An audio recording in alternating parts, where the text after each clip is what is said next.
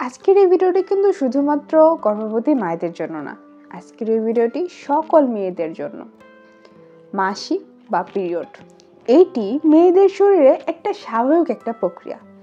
অনেক মেয়েদের কিছু অভিজ্ঞতা দেখা যায় যে তাদের যে মাসিকটা হয়, রক্তটা বের হয়, সেই রক্তের সাথে জমাট বাঁধা অংশ বের হয়, এটাকে ক্লট বলা হয়।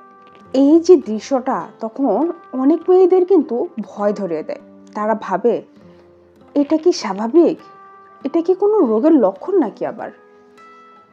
আসসালামু আলাইকুম, আমি আছি আপনাদের সাথে সুমাইয়া। আপনি দেখছেন আমার চ্যানেল নিনায়ের মাজন। নতুন একটি পর্বে আপনাদের সবাইকে স্বাগত। আজকের এই ভিডিওতে আমি আপনাদেরকে বলবো মাসিকের সময় জমাট রক্ত কেন আসে, এর লক্ষণ কি এবং এর কারণ কি, কখন এটা বিপজ্জনক হতে পারে, আর কিভাবে এই সমস্যার সমাধান আপনি করবেন। সহজভাবে বিস্তারিতভাবে বলার চেষ্টা করেছি, আশা করি আপনি বুঝতে পারবেন এবং আপনার উপকারেও আসবে। তো ভিডিওটা না টেনে পুরোটা দেখবেন, অনেক কিছু জানতে পারবেন, বুঝতেও পারবেন। তো ভালো লাগলে প্লিজ একটা লাইক দিয়ে দিবেন, যদি নতুন হয়ে থাকেন তাহলে প্লিজ সাবস্ক্রাইব করে দিবেন। তো চলুন মূল আলোচনায় চলে যাওয়া যাক। জমাট রক্ত আসলে কি, প্রথমে এটা জানা দরকার। তো এই যে জমাট রক্ত, এটা কেন হয়, এটা আসলে কি, চলুন আপনাদের জানাই।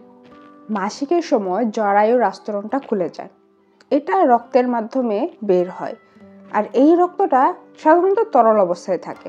কিন্তু আবার কখনো কখনো কি হয়, জরায়ুর ভিতর এই রক্তটা জমে গিয়ে জমাট আকারে বের হয়, মানে ক্লটের মতো বের হয়। এটা দেখতে অনেকটা লিভার বা লালচে টুকরার মতো হয়ে থাকে। একটু বড় লালচে যে টুকরাটা বের হয়, মানে ক্লটটা বের হয়, এটা দেখে ভয় পাওয়াটা আসলেই স্বাভাবিক।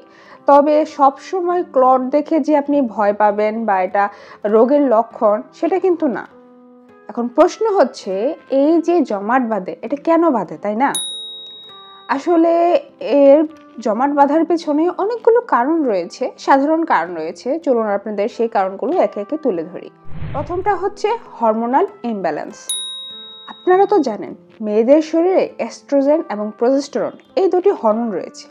তো এই দুটি হরমোনের ভারসাম্য যদি নষ্ট হয়ে যায়, তাহলে জরায়ুর যে আস্তরণটা রয়েছে সেটা কিন্তু মোটা হয়ে যায়। তো মোটা হয়ে যাওয়ার ফলে কি হয়, আপনার যে রক্ত প্রবাহটা সেটা প্রচুর পরিমাণে বেড়ে যায়, আর তখন জমাট বাঁধার প্রবণতাটাও কিন্তু বেশি থাকে। ইউটেরাইন ফাইব্রয়েড, এইটি আপনার জরায়ুর ভিতরে ছোট ছোট টিউমারের মতো একটা গঠন হয়, এটা আস্তে আস্তে বাড়েও। তো এটা যদি হয় তাহলে তখন আপনার রক্ত প্রবাহটা প্রচুর পরিমাণে বেড়ে যায়, আর সাথে কি হয়, ওই যে ক্লট রক্ত জমাট বাঁধে সেটাও দেখা দেয়। এন্ডোমেট্রিওসিস, এটা হলে কি হয়, আপনার জরায়ুর আস্তরণটা শরীরের অন্য অংশে চলে যায়, অন্য অংশে গঠন করে। তখন কি হয়, আপনার প্রচণ্ড পরিমাণে ব্যথা হতে পারে, আর সাথে আপনার রক্তটা জমাট আকারে বের হতে পারে। পলিপ বা জরায়ুর ভিতরে বৃদ্ধি, দেখেন আপনার জরায়ুর ভিতরে যে রক্ত প্রবাহটা বের হয়, সেই রাস্তায় যদি কোনো ছোট ছোট পলিপ মানে মাংস, নরম মাংস গঠন হয়, তাহলে কিন্তু আপনার যে রক্ত প্রবাহের রাস্তাটা তখন কিন্তু বাধা দেয়। তো বাধা দেওয়ার ফলে কি হয়, আপনার যে রক্তটা তখন জমে যায়। তো জমে যাওয়ার ফলে সেটা ক্লট আকারে বের হতে পারে স্বাভাবিক নিয়মে। রক্ত জমাট বাঁধার সমস্যা, সব মেয়েদের না, কিছু কিছু মেয়েদের রক্ত জমাট বাঁধার সমস্যা থেকে থাকে, এটাও একটি মেডিকেল কন্ডিশন।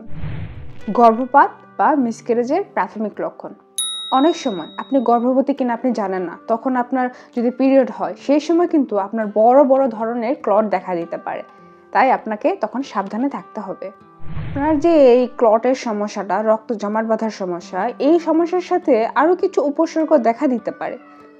কি কি উপসর্গ চলুন আপনাদেরকে জানাই।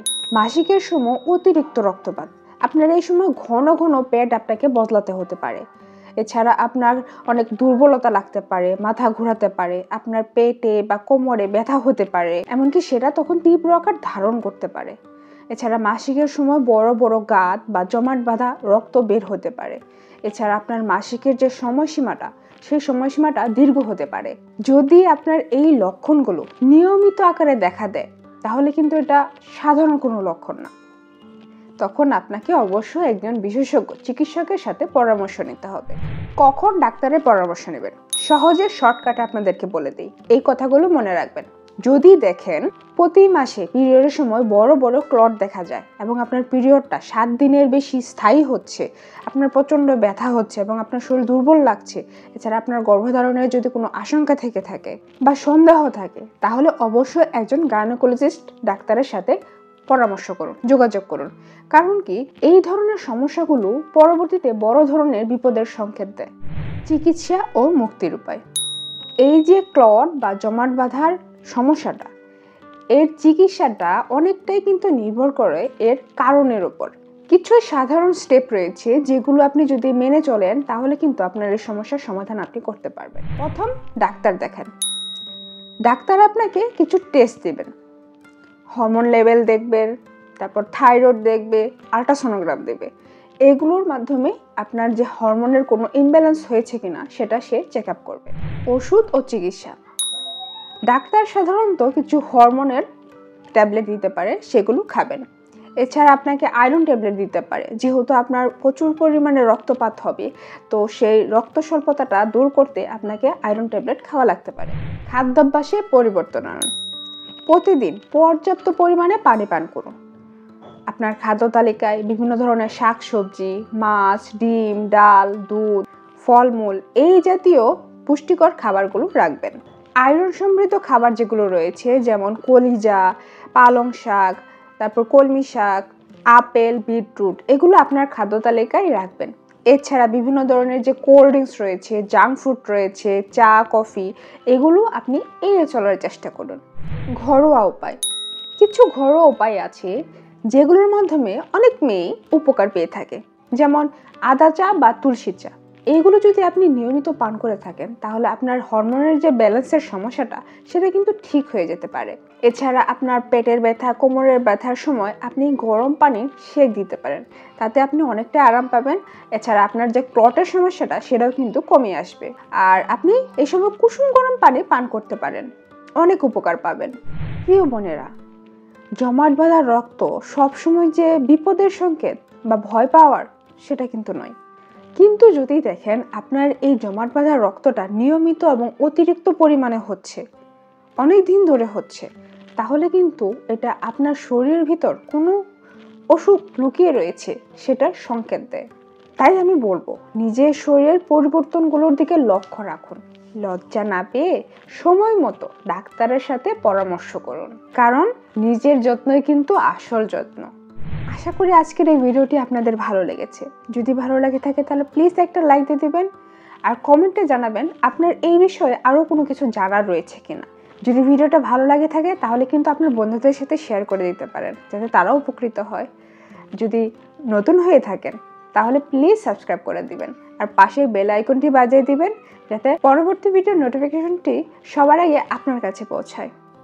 আর যারা অলরেডি সাবস্ক্রাইব করে দিয়েছেন তাদের জন্য অফুরন্ত ভালোবাসা রইল।